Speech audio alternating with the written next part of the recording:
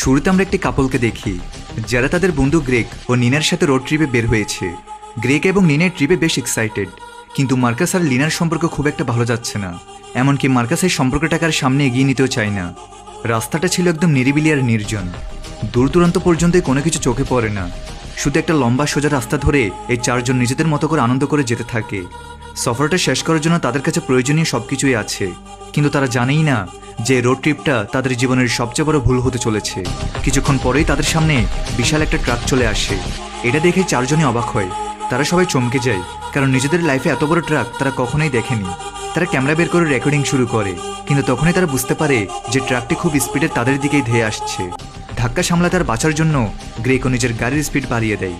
Truck ড্রাইভারকে দেখে মনে হয় যেন সে কোনো পাগলামির মধ্যে আছে। সে তো ট্রাক থামানোর কোনো নামই নেয় না। পরিস্থিতি অনেক সিরিয়াস হয়ে যায়, আর পেছনে বসা মানুষদেরও ভয় লাগতে শুরু করে। ট্রাকটি কখনো একদম কাছে চলে আসে তো কখনো দূরে সরে যায়, কিন্তু ঠিক শেষ মুহূর্তে সে স্টিয়ারিং ঘুরিয়ে নেয়। এরপর ট্রাকটি তাদের ওভারটেক করে সামনে এগিয়ে যায়। কিন্তু গ্রেগ ব্যাপারটা মেনে নিতে পারে না যে কেউ তাকে পেছনে ফেলে দিবে। এটা তার ইগোতে লেগে যায়। সে সাথে সাথে গাড়ির গিয়ার বদলায় এবং গাড়ির স্পিড বাড়িয়ে এই ট্রাকটিকে আবার দ্রুত ওভারটেক করে ফেলে। এমনটা করার সময় পেছনে বসে লিনার আগের মাথায় ট্রাক ড্রাইভারকে বেশ গালিগালাজও করে, কিন্তু এটাই তার সবচেয়ে বড় ভুল ছিল। এখন তাদের কাছে ব্যাপারটা নিশ্চিত লাগতে শুরু করে যে ড্রাইভার ইচ্ছা করেই তাদের মেরে ফেলতে চায়। বাঁচার জন্য গ্রেগ গাড়ির স্পিড আরও বাড়িয়ে দেয়, কিন্তু ট্রাকটি একদম তাদের পেছনে লেগেছিল। তখন এই ট্রাকটি হঠাৎ করে তাদের গাড়িতে জোরে ধাক্কা দেয়, যার ফলে তাদের গাড়ি কন্ট্রোল হারিয়ে রাস্তা থেকে ছিটকে যায়। স্পিড বেশি থাকার কারণে গাড়িটি কয়েকবার পাল্টে গিয়ে অনেক দূরে গিয়ে পড়ে।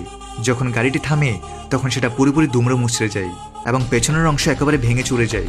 গ্রেগ ছাড়া আর কারো খুব বেশি একটা আঘাত লাগে না। গ্রেগের হাত স্টিয়ারিংয়ে আটকে যাওয়ার কারণে ভেঙে যায়। নেনার সাথে সাথে একটা কাপড় বের করে এবং রক্ত পড়া বন্ধ করার জন্য তার হাত শক্ত করে বেঁধে দেয়। ঠিক সেই সময় মার্কাস খেয়াল করে যে ট্রাকটি এখনো কিছুটা দূরে দাঁড়িয়ে আছে। সেই লেনাকে সাথে নিয়ে সেটার দিকে এগিয়ে যায়। তার মনে হয় যেটা যদি নর্মাল কোনো অ্যাক্সিডেন্ট হয় তাহলে তো ঠিক আছে, কিন্তু যদি ইচ্ছা করে এই ঘটনা ঘটানো হয়ে থাকে তবে ব্যাপারটা সিরিয়াস হতে পারে। তারা দুজনেই ড্রাইভারের সাথে কথা বলার উদ্দেশ্যে সামনে এগিয়ে যায়। সেখানে তারা দেখে যে ট্রাকের পেছনে অনেক বড় দুটো কন্টেনার জোড়া লাগানো আছে। যদিও কন্টেনারের ভেতরে কি আছে তা তারা জানার চেষ্টা করে না। তারা সোজা কেবিনের কাছে পৌঁছে ড্রাইভারের দরজা খোলে, কিন্তু ভেতরে কোনো মানুষই ছিল না।